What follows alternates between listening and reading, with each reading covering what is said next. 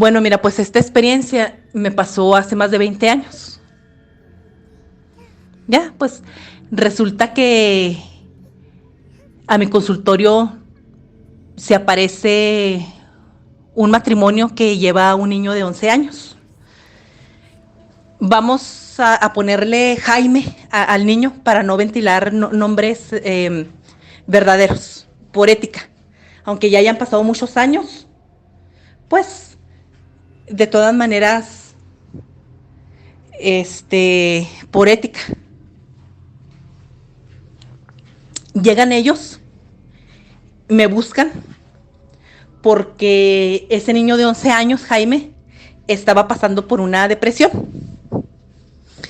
Y lo llevaban con el psiquiatra y el psiquiatra pues le estaba dando unas sustancias muy pesadas que prácticamente lo mantenían drogado todo el día. Y fueron a pedir a pedirme ayuda a ver si por medio de terapias yo podía hacer algo por él.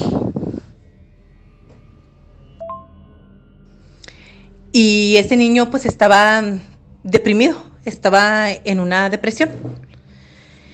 Y ya pues resulta que esa depresión empezó 4 años atrás cuando él tenía 7. Y bueno, todo comenzó cuando un mal día andaba él jugando con su hermanita de 3 años. Y la traía en la espalda, andaba correteando y como la niña se suelta y va a caer justamente en una piedra grande que tenían ahí y se golpea la cabeza y desgraciadamente se muere. Y a partir de ese momento pues ya las cosas no fueron igual para esa familia. Se resintió mucho todo eso y él se sentía muy culpable y era algo que él no podía superar. Y pues fueron con un psiquiatra, lo estaba medicando demasiado y el niño pues no tiene una vida normal. Entonces pues ya yo empecé con terapia, empecé a platicar con él, batallé mucho porque él no se quería abrir, no me quería decir qué era lo que pasaba. Y ya, con el tiempo empezó a contarme pues sus miedos, lo que le pasaba, cómo se sentía. Y ya pues yo le dije que se tenía que liberar, que había situaciones que se nos salían de las manos y que no podíamos controlar, que él no se sintiera culpable, los accidentes pasan, él no lo hizo intencional. Entonces yo decidí que la terapia se debería de tomar en familia. Todos tenían que superar, no nada más él. Todos tenían que superar ese trago amargo. Así que se necesitaba una terapia en familia. Entonces cuando yo se los dije a los papás, la mamá como que se rehusó, como que la noté como renuente de tomar una terapia, que el problema era con su hijo. Entonces yo le dije, es un núcleo familiar y el problema de uno es problema de todos. Y bueno, pues ya. Yo pensaba que las cosas iban bien. Al menos eso me daban a entender. Y eso percibía yo, que las cosas sí iban bien cuando empezaron a tomar la terapia los tres. Y como un día, fíjate, llega los dos, pero más que nada la mujer. La señora estaba histérica y estaba enojada, diciéndome que Jaime se había suicidado, se suicidó. Se colgó de una de las vigas del porche de la casa. Así que imagínate lo que fue mi impresión, cómo me sentí yo, porque se supone que todo iba bien. Que la mamá se levantó y lo encontró, imagínate, con ese color amoratado, con la lengua de fuera. Mm, la verdad a mí me afectó demasiado. Mm, fue un caso muy, muy fuerte para mí. Hacía más de 20 años, pues estaba muy joven, yo casi no tenía experiencia y me asusté mucho cuando los papás me dijeron que me iban a demandar por mala praxis, que porque por mi culpa él había tomado la decisión de suicidarse, que era por mi culpa, que yo no había aplicado bien la terapia. Me dio miedo porque, pues te digo, era yo muy joven y casi no tenía experiencia. Y me preguntaba yo y me podía mucho a mí, me puse muy triste. O sea, ¿por qué? Imagínate un niño de 11 años suicidándose. O sea, fue algo así, ay, algo muy impresionante para mí. Algo muy impresionante y lo peor de todo, que me culparan. Entonces, el mundo de la psicología ya no me daba a mí más explicaciones y decidí entrar al mundo de lo paranormal. Decidí consultar a la Ouija. Ya, hice el ritual de invocación. En ese entonces, en la casa donde yo vivía, la recámara era grande. Donde yo dormía, la recámara era grande y allá para el fondo se veía oscuro, estaba oscuro. Y cuando hice ese ritual de invocación, le pregunté que si estaba ahí y el, el triángulo de la Ouija me indicó que sí, que ahí estaba. Entonces yo le dije que se manifestara, o sea que yo quería saber si estaba ahí. Entonces vi una sombra más oscura todavía de lo que estaba el fondo de mi recámara. Y esa sombra me empezó a hablar. Pero eso sí, me decía que no lo mirara. Yo no sé por qué me decía que no lo mirara. Tal vez su aspecto había cambiado, no sé, a lo mejor algo muy tenebroso, no lo sé, pero yo hice caso. Yo no volteé a verlo, pero de todas maneras yo quería saber si en realidad era él, porque ya ves que dicen que cuando uno hace todo esto, pues puede salir un espíritu usurpador. Entonces yo le hice una pregunta que solo él y yo sabíamos. Una pregunta, algo que hablamos en la terapia y que solamente él y yo sabíamos. Se lo pregunté y él me contestó. Entonces di por hecho que era él, que era Jaime. Entonces le dije yo que si dónde estaba, que si ahí donde estaba su hermanita.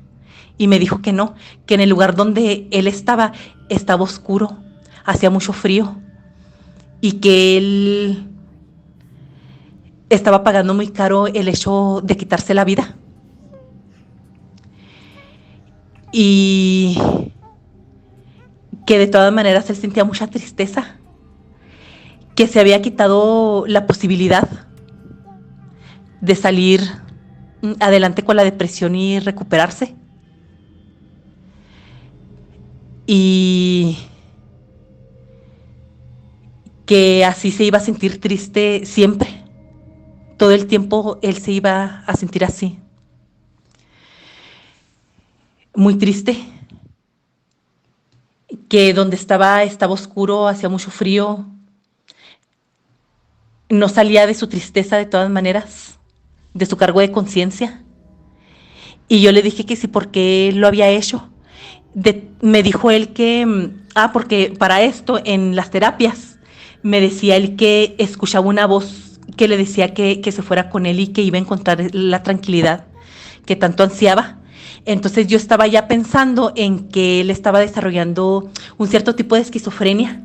Estaba yo pensando eso en mis terapias, que a lo mejor estaba desarrollando un tipo de esquizofrenia por la experiencia que le pasó y aparte por los medicamentos tan pesados que se estaba administrando. Y, y él me dijo que esa noche escuchó esa voz. Bueno, pero para esto yo le dije que sí, porque había tomado esa determinación. Y ahí fue cuando me dijo toda la verdad y fue cuando a mí me dio así como más tristeza, más impotencia, más coraje. Me dijo que la mamá había sido la culpable de todo. La mamá de las terapias iba a venderme algo muy lejano de la realidad y yo lo creía. Pero resulta que nunca había pasado un día en que la madre no haya dejado de reprocharle que por su culpa su hermana se había muerto, que él la había matado prácticamente y que ni las terapias sirvieron, que de todas maneras ella seguía culpándolo y reprochándole y que justo esa noche estaban cenando y a él accidentalmente se le derramó el vaso de leche y del regaño del vaso de leche se pasó a lo hiriente, ¿verdad? A lo que ya no se debería de nombrar, porque yo lo recomendé en la terapia, que ya como familia no nombraran ese día, ese accidente, ya ni siquiera nombraran a la niña. Y y pues ella no lo hizo, le reprochó y eso fue la gota que derramó el vaso. Él se colgó. Pero, bueno, o sea, ya te iba diciendo que yo le hice esa pregunta, que si por qué se había cortado las posibilidades, pues, de superar eso. Y él dice que en el lugar donde estaba él ahí se iba a quedar para siempre y siempre iba a sufrir esa pena. Pues no sé, mira, como yo no creo yo creo en el cielo y en el infierno, pero pues yo no creo en un purgatorio. Yo siento que el purgatorio fue inventado este, por la Iglesia Católica, que siempre han sido unos centaveros de primera, siempre les ha gustado lucrar con la necesidad espiritual de las personas. Yo no sé sinceramente en dónde diablos estaba, yo siento que a lo mejor estaba en el infierno, no sé. Porque decía que estaba oscuro, que hacía mucho frío y que él tenía un sufrimiento eterno que no se le quitaba con nada. Ese mismo cargo de conciencia y esa tristeza. Y entonces, ya, o sea, ya me di cuenta, pues que la mamá tuvo mucho que ver. Y a mí me parecía algo imposible porque, bueno, pues se supone que una madre ama a los hijos, sean lo que sean. Una madre siempre va a amar a los hijos, te digo, sean lo que sean. Hayan hecho lo que hayan hecho. Y ya, entonces yo le dije, que si había algo que yo podía hacer por él. Y me dijo que por favor fuera con sus padres, que los buscara y que les platicara lo que pasó. Principalmente a la mamá para que ya no me siguiera culpando a mí, o sea, para que supiera pues que yo me di cuenta. Y que lo perdonaran. Y que cuando lo perdonaran, que hicieran 12 misas, una cada mes, o sea, que iban a durar un año, pero que lo perdonaran de corazón.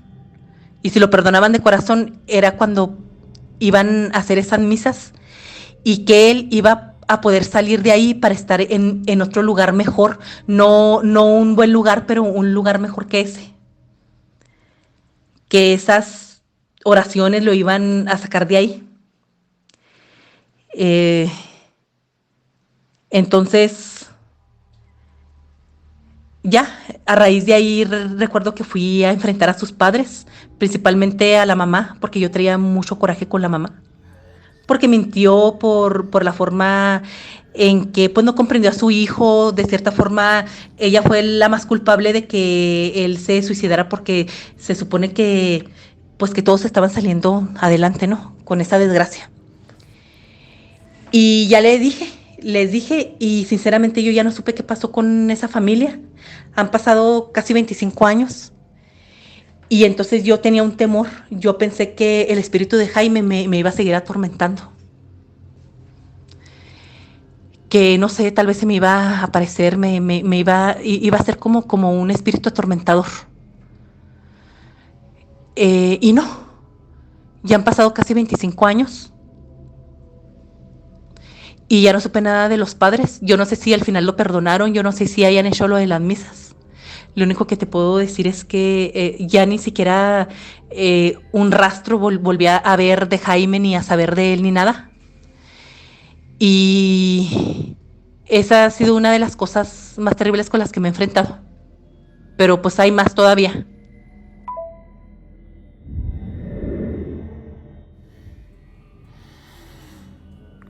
Em, Sin palabras, no tengo palabras, no sé qué decir, más que dame tu opinión al respecto.